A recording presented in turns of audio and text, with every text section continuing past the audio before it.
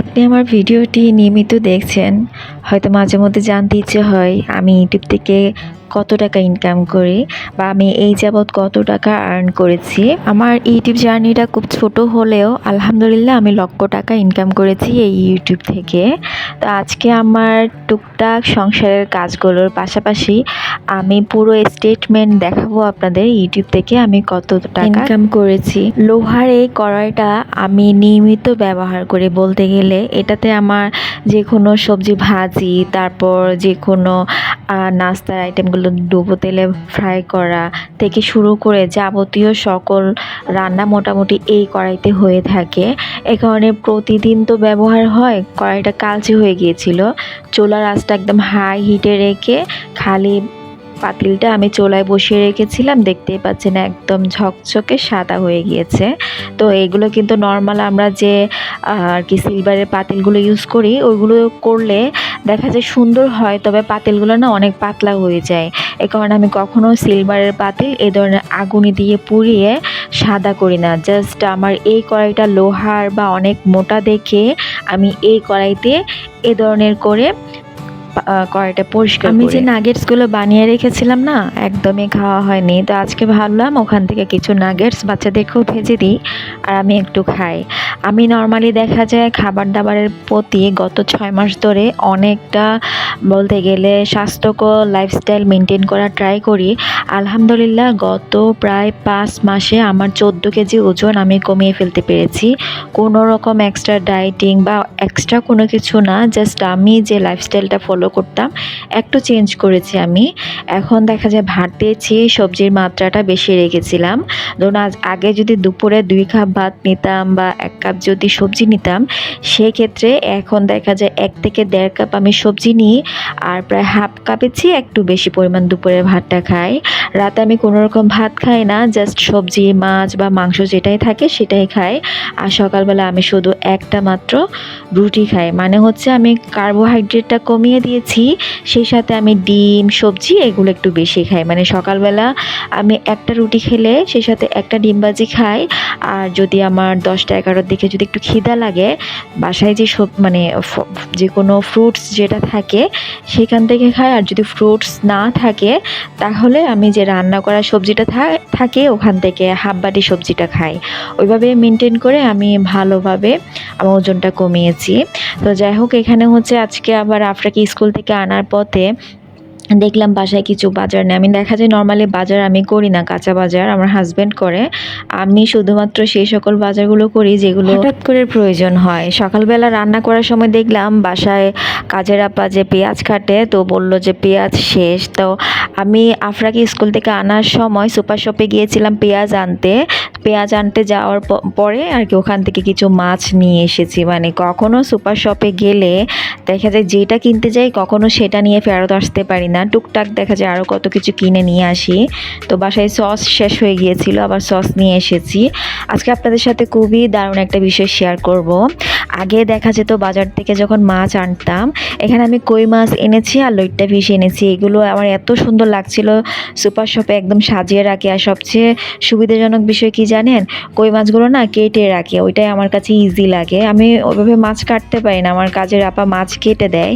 তো যখন by chance কখনো প্রয়োজন হচ্ছে তো তখন দেখা যায় আমার মাছটা আমি কেটে নিই।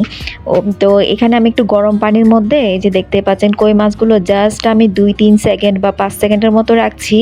এরপর আমি তারের জালি দিয়ে যখন একটু ঘষা দিচ্ছি সুন্দর সাদা হয়ে যাচ্ছে।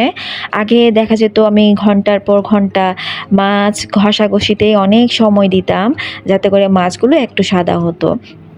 তো কই মাছ কিন্তু অনেকটা কালচে থাকে, সাদা হতে একদমই চায় না। একটু গরম পানির মধ্যে রেখে যদি এইভাবে নিয়ে তারপর একটু ঘষে দেওয়া হয় সুন্দর সাদা হয়ে যায়, আমার কাছে খুব ভালো লাগে।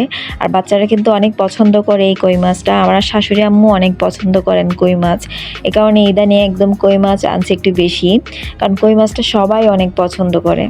তো যাই হোক, আমি এভাবেই ক্লিন করে নিয়ে ভাবলাম আজকে আপনাদের সাথে শেয়ার করি। আমার ইউটিউবে মনিটাইজেশন পাওয়ার পর থেকে এখন পর্যন্ত আমার ইউটিউব চ্যানেলে আপনারা কি বিশ্বাস করবেন, এখনও আমি 1000 ভিডিও আমি আপলোড করিনি। মাত্র আমার চ্যানেলে আমি প্রায় 900-র মতো ভিডিও দিয়েছি।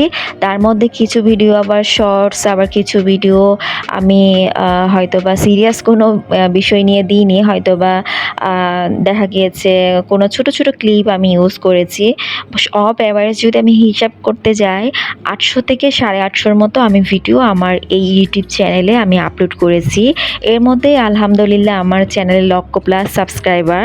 কারণ আপনারা আমার হাতের কাজগুলো অনেক পছন্দ করেন বিধায় আমার চ্যানেলটা একটু বেশি গ্রো হয়েছে।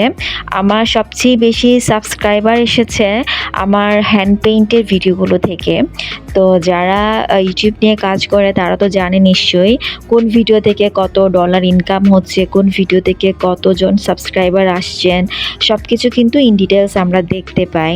তো যাই হোক, আমি আজকে আপনাদের একটা স্টেটমেন্ট দেখাচ্ছি, যেটা হচ্ছে আমার ইউটিউব জার্নিতে আমি কত টাকা আর কি আয় করেছি।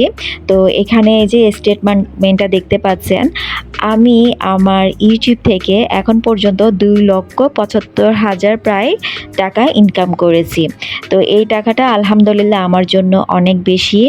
আর সবচেয়ে প্লাস পয়েন্ট আমার জন্য কি জানেন, এই ইউটিউবের মাধ্যমে আমি আমার বিজনেসটা গ্রো করতে পেরেছি। মানে আমি বাসায় বসে কাউকে গিয়ে প্রচার করতে হয়নি যে আমি একটা বিজনেস করছি, তো বা আমার বিজনেসটার ধরন কি। আমি একটা প্রাণীকেও বলতে হয়নি আমার বিজনেস সম্পর্কে কোনো ধারণা। জাস্ট আমি আমার ইউটিউবে আপনাদের সাথে শেয়ার করেছি ঘরে বসে। আমি যে ইউটিউবে বসে কাজ করি, মানে আমার যে ঘরে বসে আমি ইউটিউবে কাজ করি, এমনকি আমি যত পার্সেল এখন পর্যন্ত ডেলিভারি করেছি, ডেলিভারি ম্যানের সাথেও এখন পর্যন্ত আমার দেখা হয়নি কখনো। দেখা যেত ডেলিভারি ম্যান আমাকে ফোন করতো পার্সেল নিতে আসতে, তো দেখা যেত আমি হয়তোবা বাচ্চাদেরকে দিয়ে পার্সেলটা গার্ডের কাছে আমাদের পার্কিংয়ে রেখে আসতাম, অথবা দেখা যেত আমি পার্সেলটা আগে থেকে গার্ডের কাছে রেখে আসতাম। ডেলিভারি ম্যান এসে যখন চাইতো তখন আমি ওনাকে বলে দিতাম যে আমি পার্সেলটা রেখে এসেছি। তো আসলে ঘরে বসে কিছু করার মতো শান্তি যারা ঘরে বসে ইনকাম করে তারা ছাড়া কেউ জানবে না।